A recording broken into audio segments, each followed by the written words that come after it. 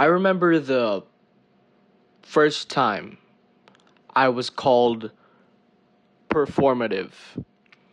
I was at a gathering with a whole bunch of new people, and we were going through the motions of, getting to know everybody, getting to know each other, the small talk, introducing yourself, okay? The usual introductions and such. And after a while, they had made us do a game which involved having to go around the whole room until we were prompted to stop. And then we had to find the nearest person and describe them in one word. And I happened to come across this one girl. Let's call her, like, Mary or something. Okay, let's call her Mary. Now, when I saw Mary, the first word that came to mind was nerd. Okay? N-E-R-D. Nerd. And it wasn't because I was insulting her appearance or because I knew her personally and I knew that she was smart, but because of the simple fact that she wore glasses. Okay? I called it how I saw it, and we both laughed it off, awkwardly, might I add, because obviously you would laugh when you were put in a situation with a stranger you only just met. And then, after my turn, it was her turn to describe me in one word. And wouldn't you know it, she called me performative. Not because I was being performative or acting crazy, but because I was wearing a quarter zip. Now, this happened in October last year, and around that time, the whole quarter zip wearing, matcha drinking, labubu enjoying, performative stereotype was trending at the time. And she did explain that that was the reason why she thought of the word performative. But it did get me thinking and reflecting on myself in the present, as well as, in past experiences. Am I performative? Was I performative before? How would I even determine whether or not I was being performative? How can you even, measure to what degree a person is being performative? That brings me to self-discrepancy theory. Now, bear with me, because we're going to be laying some foundational concepts for today's video. Now, self-discrepancy theory was developed by Edward Tony Higgins back in 1987, and it essentially points towards the perceived effects that the conflict between a domain of a self and a standpoint on the self can have on a person. Think of it like this. Self-discrepancy theory is a lens used to view the relationships or interactions between and among the various types of selves and the different perspectives of people in our lives, including us. That means it focuses on three types of discrepancies, okay?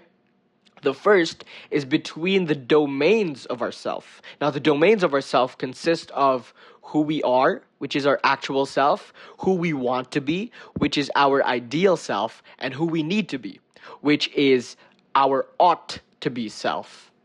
The second type of discrepancy focuses on the discrepancies between standpoints of individuals on ourselves. So that includes our own standpoint of ourself versus the standpoints of others.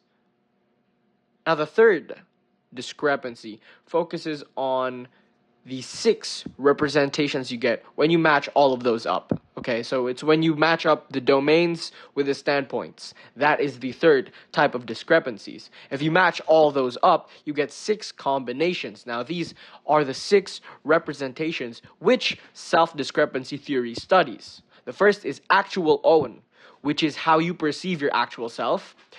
The second is actual other, which is how others perceive your actual self. The third is ideal own, which is how you perceive your ideal self. The second is ideal other, which is how others perceive your ideal self. Then it's ought own, which is how you perceive your ought to be. And the second after that is ought other, which is how others perceive how you ought to be. Okay? So really, it's just matching up the different types. I might have mixed up some of them, but essentially, I have it listed here. You can just refer to that. That is the third type of discrepancy that you obtain from matching up the domains with the standpoints. But then you might be asking yourself a question after that huge information dump. What is the relevance of all that? What is the correlation of self-discrepancy theory to performativeness? And the answer to that question is very simple. Performativeness, to my mind, is the cheap way to address self-discrepancies. Performativeness is like the band-aid solution to self-discrepancies.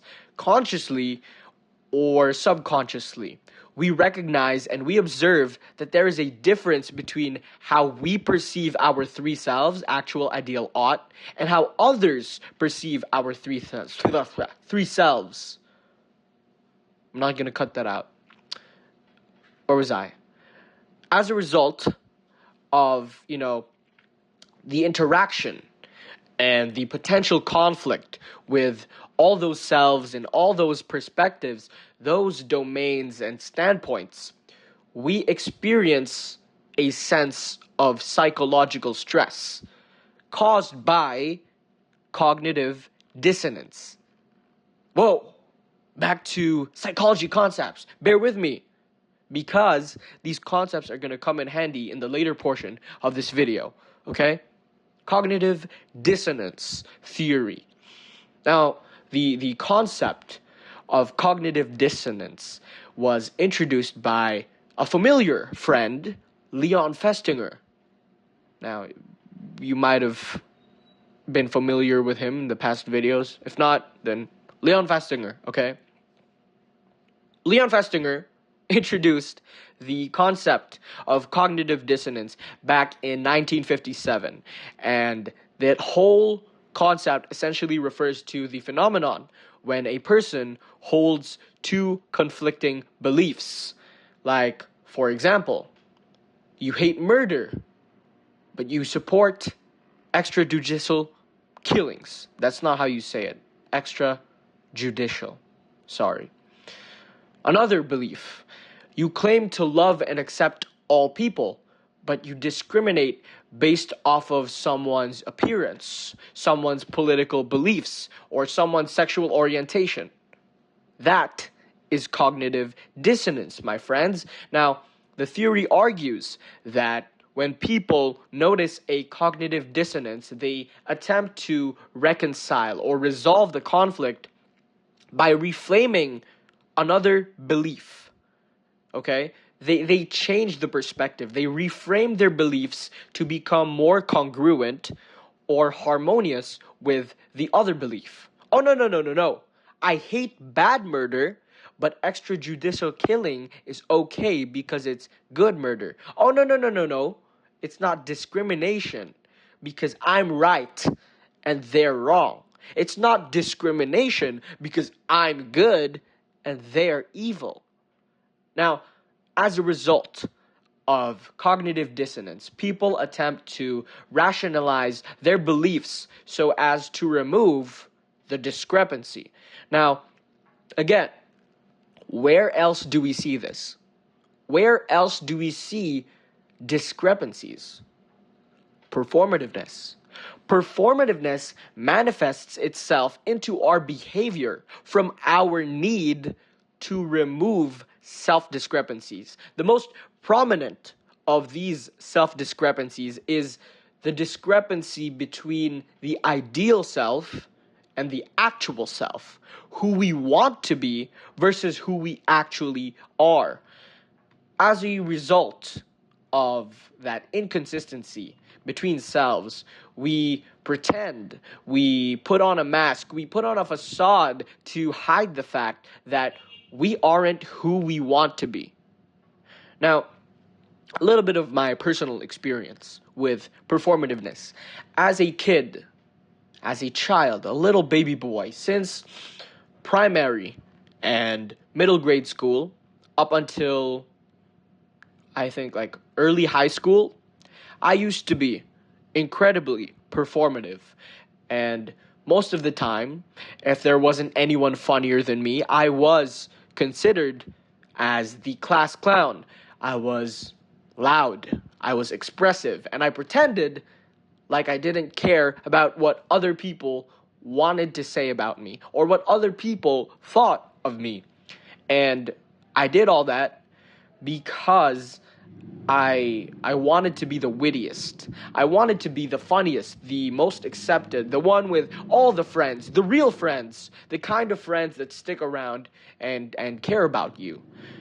You know that one meme or gif where the jester is like dancing in front of the queen, is going like la la la la la la la. It was that. Okay, that's how I acted back then. And I wanted so badly to be validated by my peers because I perceived myself to be someone who didn't have that validation. Actually, even worse, I perceived myself as someone who wasn't deserving of that validation. And because of that self-perception, I felt like I needed to perform. I needed to work for that validation because otherwise I wasn't worthy of it. I wasn't worthy of the attention. I wasn't worthy of being validated by my peers. Oh, no. I have to give in order to receive. I have to entertain in order to be accepted. I have to perform in order to belong. And I think as a child, I went through a lot of unnecessary heartache and disappointment because I performed for an audience that wasn't actually there. You know, I thought if I performed good enough, people would like me. You know, if I performed better, I would garner the attention of the audience that I was trying to reach. And conversely, if I wasn't accepted by my peers and if I became an outcast, all it meant was that I wasn't performing good enough. If people didn't accept me, oh no, it's not their fault. And it's not because sometimes people really just won't like you and have no valid reason. No, it's because you are a terrible performer. But that's not how that works at all. A good performance does not guarantee an audience. You can pull out all the stops. You can pull the rabbit out of the hat. You can light the biggest and brightest fireworks. And it won't mean anything if you're trying to entertain the wrong audience. Now, water break. Let's take a water break, shall we? That was a very good streak. You know, that was a very long streak. Let's take a water break. Water.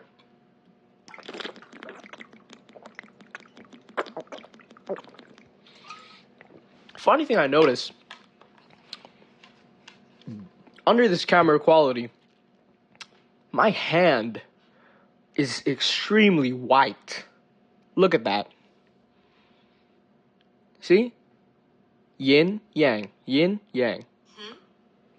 What? Siri? No. Stop.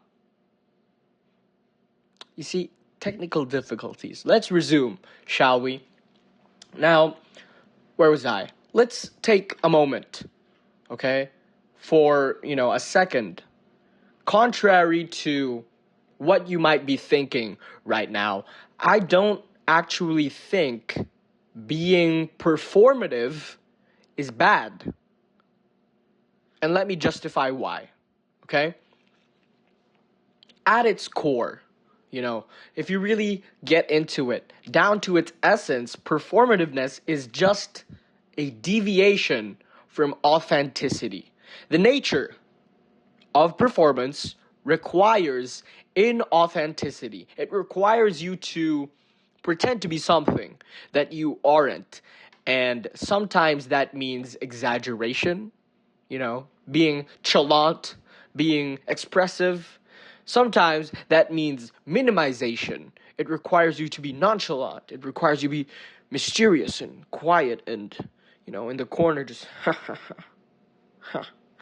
But then, what does that imply? Okay? If performativeness requires a sense of inauthenticity, if it requires you to pretend, it requires you to act, what does that imply? Think about it for a second. I'll let you think about it for a second. You got that? Okay. Nothing? Okay, here it is.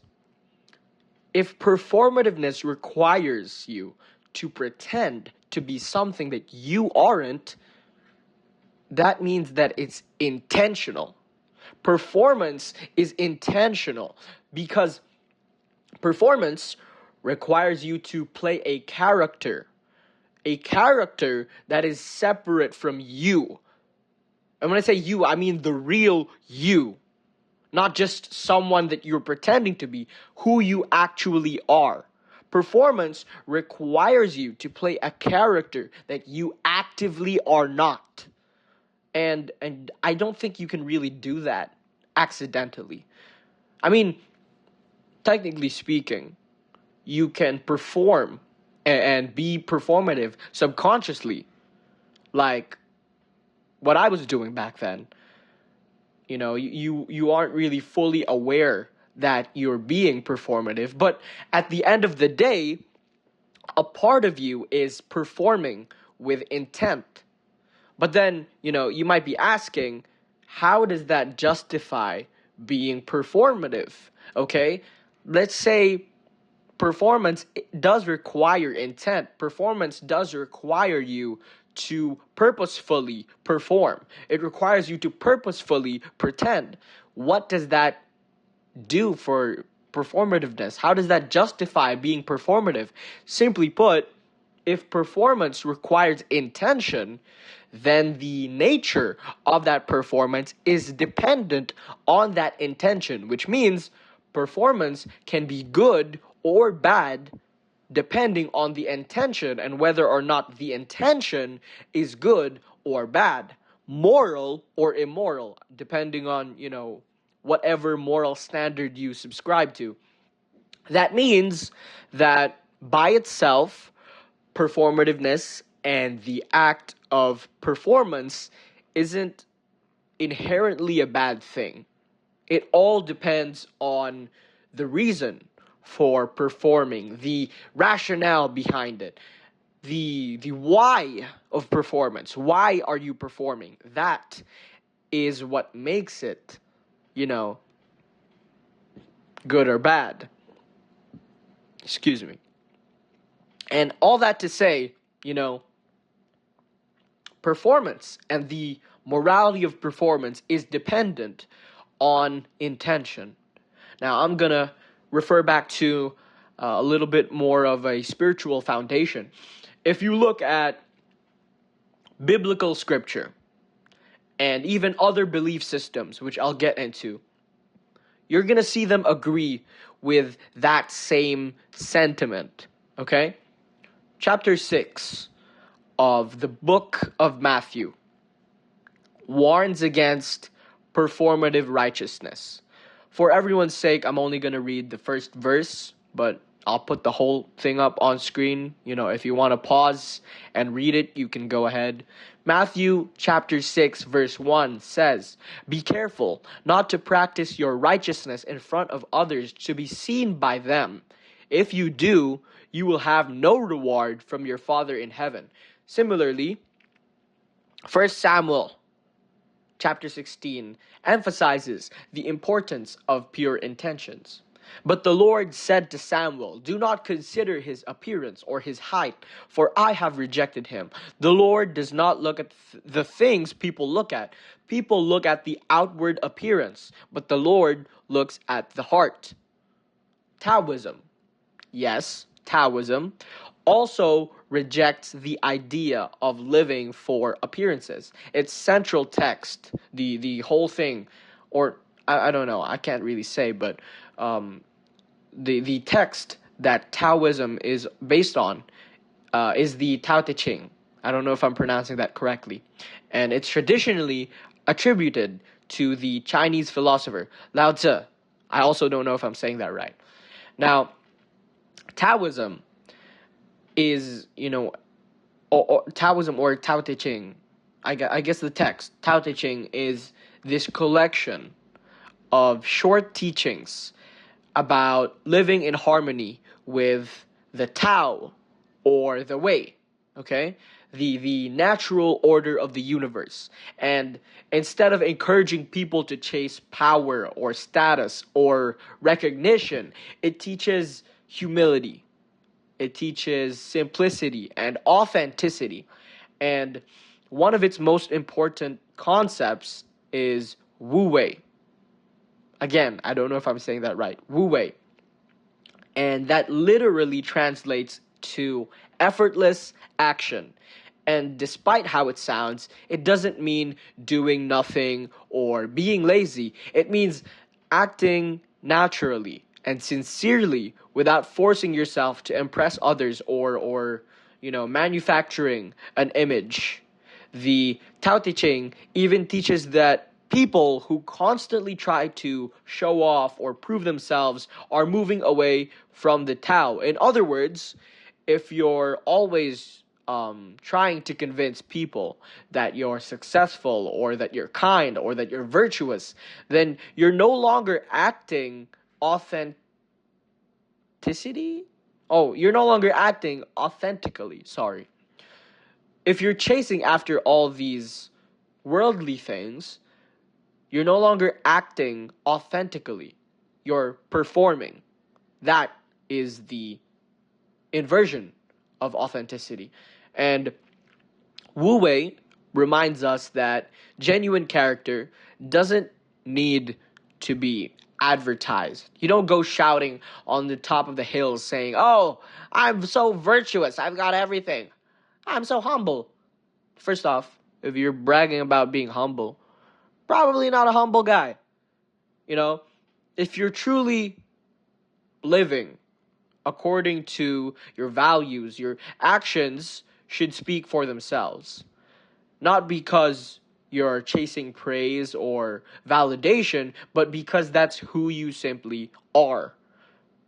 But then, what's the moral of the story? Okay, we've established that performance is inauthenticity and that it's a cheap remedy to self-discrepancies and cognitive dissonance. We've established that the act of performance is signified by intention, regardless of being conscious or subconscious performance. We've established that in this line of logic, there is such a thing as good and bad performativeness.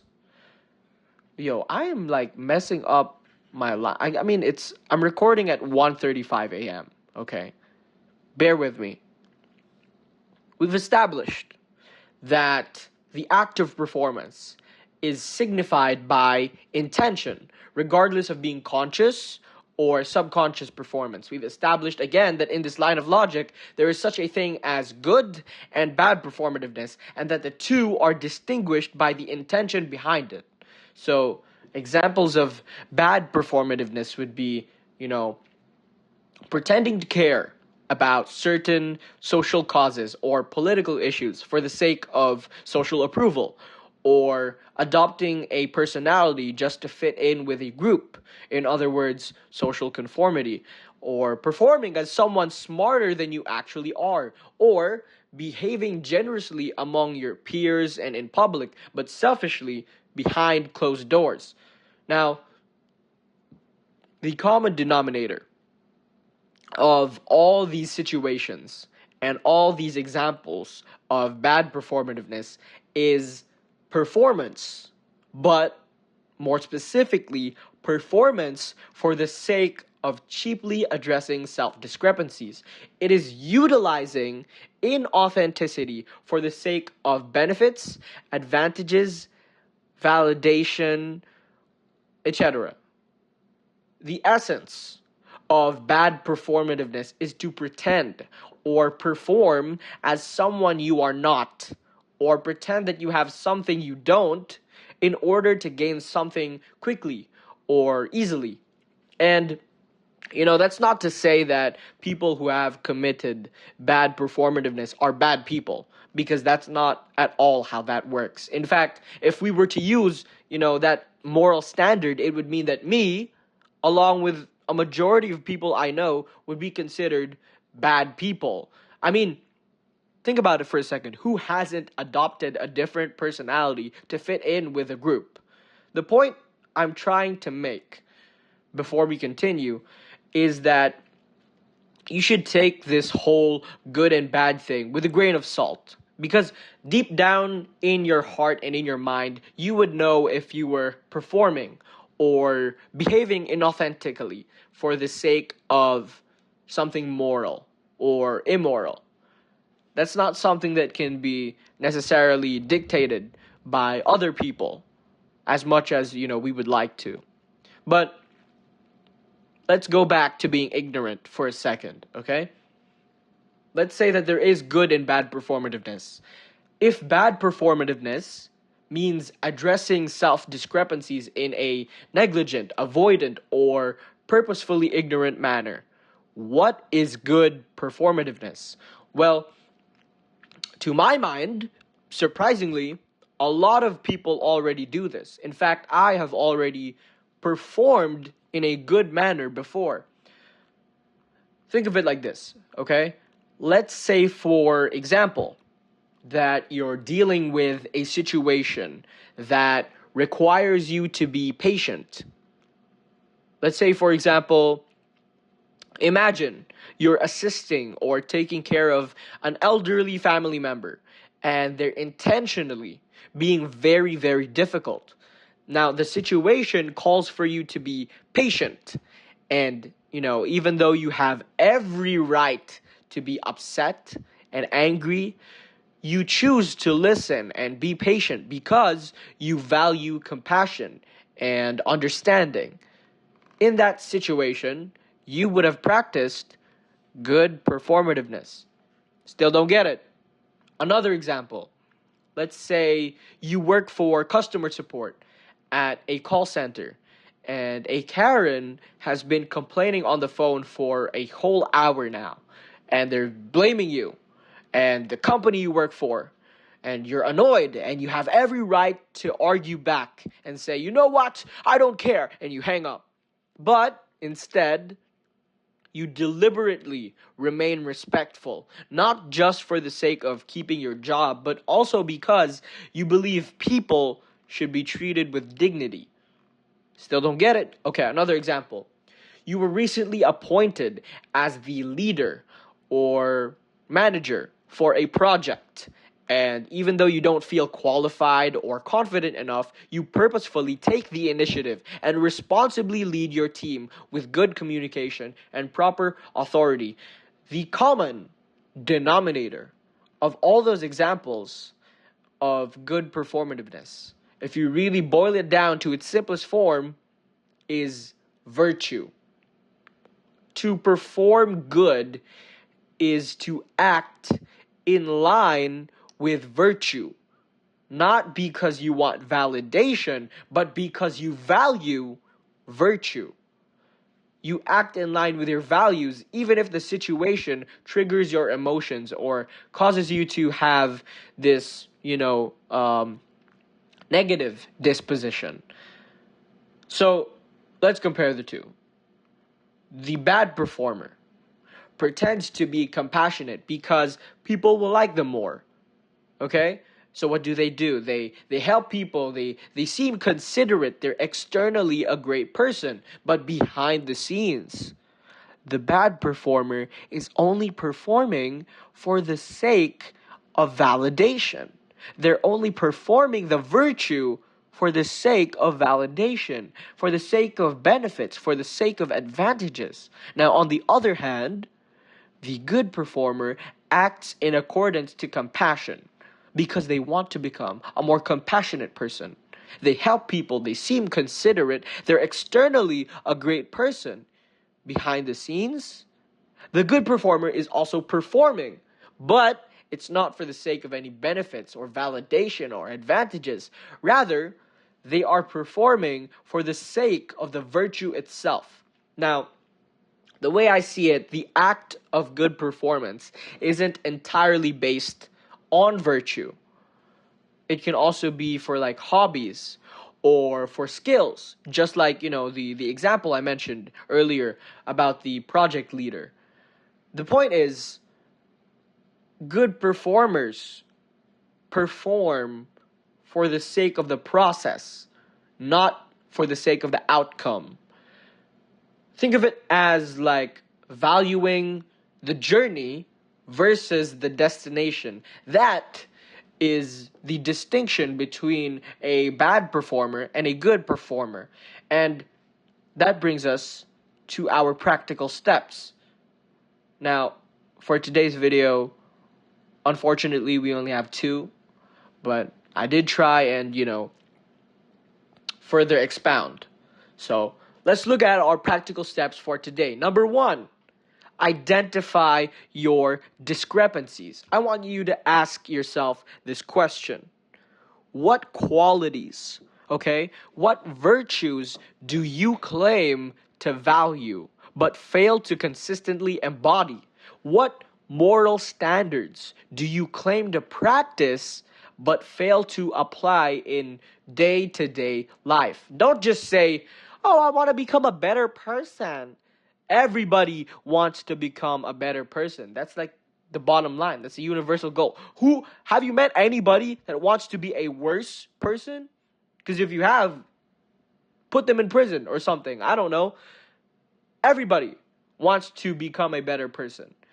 The thing is, it's not just as simple as saying, I want to become a better person. Obviously, you have to figure out what traits or what characteristics in your life, need to be improved in order for you to achieve the end goal of becoming a better person. You have to figure out the parts of your life that need restructuring for the sake of alignment with your values.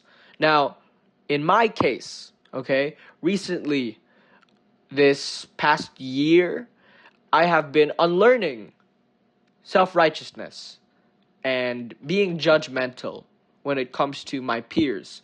I remember I had this casual debate with my classmate in front of our other classmates and the professor in our classroom.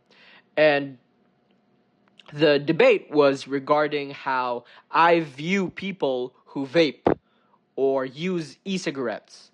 Now, in the moment, I thought I was right. I was like, it's my standards. It's my standards in friendship, So what does it matter if I don't really like or vibe with people who vape? Because at the time, I think, you vape, you're destroying your body. For what purpose, right? That experience, in hindsight, taught me a lot about myself and how I have to unlearn and continue to unlearn this sense of moral superiority. Because at the end of the day, if you really, dig deep and self-reflect, just as I had to self-reflect on that moment, that does not align with the values of the man that I'm trying to become. As a Christian, I often look to Jesus and his ministry, and I realize now that my behavior did not align with the example that he set in his time. Jesus sat with the sinners, with the marginalized, with the societally unacceptable, the prostitutes, the tax collectors, the ones that society at the time viewed as evil or unforgivable, or don't go near them. You know, if I publicly claim myself as someone who practices this religion of love and acceptance, and then I judge people for what they do, that doesn't make me any better than the Pharisees in Jesus' time. You know, the Pharisees that persecuted sinners and performatively sought out their religion for the sake of being regarded in society as righteous. My discrepancy lied in the fact that who I was and who I wanted to be had drifted apart drastically, and it took a lot of self-reflection and evaluation to correct that mistake. Number 2, address your discrepancies with good performance. I want you to ask yourself another question. Would you still perform if there was no audience? Would you still do X and Y? Would you still do this? Would you still do that if nobody was watching? If the answer is no, it means you're either doing whatever that thing is for external validation or something of that nature. If the answer is yes, it means you're doing it for the sake of virtue. In other words, no is bad performance, yes is good performance. Now, obviously that doesn't apply universally because it can mean the inverse. Like, let's say, would you do something like, indulging in your vices in front of an audience? Obviously you would say no. And then there's implications of that, but we're not going to get into it. Let's keep it simple. No is bad performance, yes is good performance. Would you still perform if there was no audience? You have to. You have to address your discrepancies with good performance. Now, the key is to avoid compromise. What do I mean by compromise? I mean, don't take the easy way out. It's easy to say that, but it's so much harder to do it when you're actually in the moment, when you're actually going through whatever it is that you're going through and you feel like you want to compromise. But I'm telling you right now, don't take the easy way out. Don't perform as a shortcut. Don't just be like, okay, I need to pretend like I'm this person in order to be accepted. Oh, I need to pretend like I've already done this so that people don't think I'm incompetent or whatever. Don't perform the appearance of the virtue. Perform the actual behavior that constitutes that virtue. For example, if you want to become more knowledgeable, don't perform intelligence by using complicated words or pretending to understand something you don't. I know a lot of people who've done this. I myself am guilty of doing this. Let's say you are having a conversation with your friend, they reference something, you're like, oh yeah, yeah. They ask you, okay, what was I referencing? I don't know. Don't pretend, okay? Instead, perform the behavior of a knowledgeable person. What would an intelligent person do? They're going to study. They're going to research. They're going to ask questions. They're going to admit when they don't know something. They're going to admit that they're ignorant. And they're going to seek understanding. Use performance as a means of developing your character, not as a substitute for your character. The goal is not to convince yourself or others that you already possess the virtue. The goal is to repeatedly practice the virtue until it becomes part of who you are. Be honest about your discrepancies. Be honest about what you lack. Acknowledge the fact that you are not yet the person you want to be. I'm not the person I want to be yet. I have a lot of stuff that I gotta get, sorted out before I become the person I want to be. I say every now and then. Actually, in this video, count how many times I've said and as a filler word. I am not the person I want to be yet. I'm not a good enough speaker. I'm not a good enough brother, son. I'm not a good enough person. I feel like I have a lot of things that I lack. And I have a lot of things that I could improve on. But that is not to say that who I am now is worthless or nothing. But the point is, you have to work towards your goals. And you have to be honest about what you lack. Because otherwise, you're just fooling yourself and you're like, it's fine, I can do this. I'm not drowning, said the guy in the middle of the ocean, drowning. Acknowledge that you're not the person you want to be yet.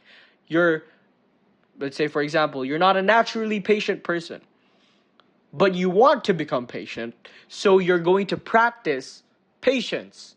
You're not a courageous person. You always get afraid. You get scared easily. You get anxious easily, but you value the virtue of courage. So you're going to act and perform courageously despite your fears. Don't take the shortcut. As a matter of fact, do the opposite. The more cognitive dissonance you experience from facing your self-discrepancies, the better. The more uncomfortable you are, the better. And the reason for this is because cognitive dissonance makes the discrepancy between your current character and your desired character more visible.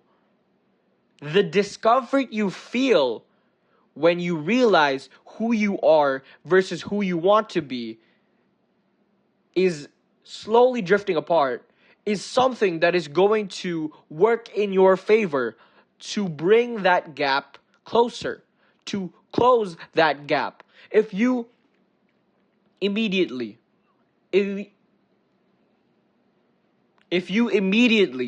eliminate that discomfort that you feel through rationalization, denial, or superficial performance, you're going to lose the opportunity for genuine self-development. Don't take the shortcut.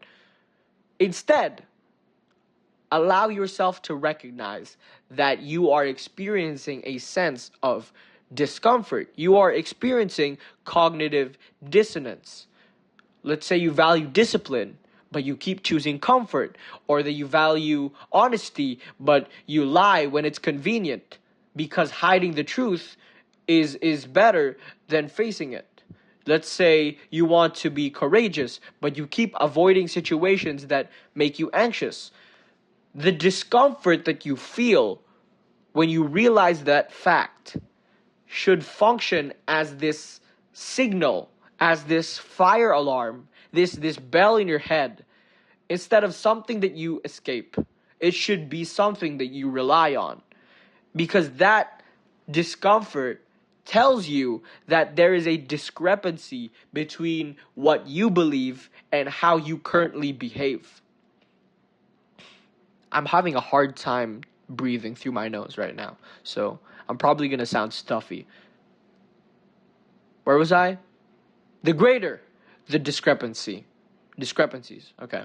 The greater the discrepancy you can honestly recognize, the clearer it becomes what needs to change. The more comfortable you become with realizing discrepancies, the easier it is for you to improve. Do not resolve dissonance by changing your beliefs simply because it is inconvenient to change your life.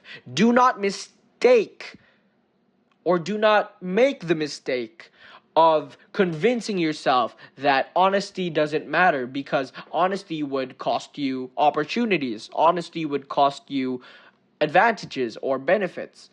Do not make the mistake of convincing yourself that discipline is not important because you are undisciplined and you value comfort more. Do not redefine the virtue just so that your existing behavior suddenly qualifies as virtuous. Instead, resolve the dissonance that you feel through action. Change your behavior so that it increasingly corresponds to the values that you have set for yourself. Let your actions catch up gradually with the person that you claim you want to become. Good performance. Good performance should make the discrepancy more conscious before it makes the discrepancy smaller. First, you have to recognize, I'm not the person that I want to be. Then, you gotta perform the behavior that reflects the person you want to become. And you have to repeat and repeat and repeat until it becomes habitual. And eventually, that performance of acting as the person you want to become becomes part of your genuine character. The goal is not to eliminate cognitive dissonance immediately. The goal is to use it as a source of self-awareness and motivation for transformation. In this sense, discomfort is not necessarily evidence that the performance that you're putting on is false or inauthentic. It's actually the other way around. Discomfort is evidence that you are confronting the distance, the gap between your present self and your ideal self. And with all that being said, that brings us to the end of the 5th episode of Josh's video journal. Again, my name is Josh, and that was Performativeness. Today's video hopefully marks the return of my normal upload schedule. I mean, I know I have been gone for quite some time now, and as much as I would like to say it's all because of school, it was definitely a lot deeper than that. And honestly, I think it has a lot to do with the topic of today's video. I think for a while now, I haven't been very honest with myself in the process of creating content for this channel. As I said in the first video, this whole entire thing, this whole setup, this whole idea to create this channel where I speak about my mind and talk about topics that I'm passionate about, it was meant to be an extra challenge for me to force myself to manage my time better as I learned to be consistent in uploading. And obviously, that didn't turn out as originally intended because I haven't uploaded in nearly 2 months. Actually, if you count from the first video, I haven't uploaded in 2 months. Nevertheless, I'm back. For good, hopefully. And I have 3 more videos or video ideas in stock. It's already summer. I mean, I've only got 2 weeks until September? Is that 2 weeks? I don't know. But summer is only until September, apparently. So I plan to upload weekly as I get my life back on track. And I plan to upload even as school starts. And, just start doing more productive things, more purposeful things, more meaningful things. Living life intentionally. Now, with all that being said, if you do plan to make my life easier, feel free to send special topic requests by following and directly messaging me on Instagram at jnp.radz. Once more, I feel obligated to tell you as a creator that if you enjoy my content, please support me by liking, subscribing, watching the full length of the video, and most importantly of all, commenting. I feel like I'm begging, okay? Please comment. I don't even want you to engage with, the things I say. Like, if you watch my previous videos, there are parts where I'm like, comment down below what you think, or comment down below, blah, blah, blah, blah, blah. I look at the comments, nobody comments anything, bro. Nobody says anything. And you know what? That's fine. because eventually I'm going to become famous worldwide, and people will leave a whole bunch of comments in the comment section in my videos, and then people now are going to be like, oh, I wish I left a comment down below. I could have been an OG fan. You missed your opportunity, buddy. It's too late. I'm famous and I'm rich. Now, as a fellow consumer of content, I know it can be pretty annoying to hear that, famous catchphrase, like and subscribe, guys. But I have to emphasize, okay? It does mean a lot to me to receive feedback. Whether that feedback is positive or negative, it doesn't make any difference to me. As a matter of fact, I would even go as far as to say that I would appreciate negative feedback more, because that means that people actually care enough about my content that they feel the need to criticize. Now, of course, the caveat is that the feedback I receive has to have some semblance of constructive criticism. Otherwise, it's just hate. Anyways, thank you for watching, and have a beautiful, splendid, dashing, fragrant, marvelous, extravagant, what's the word? Supercalifragilisticexpialidocious time. Have a beautiful time performing out there, my fellow performers. Have a good one. Barrel fast.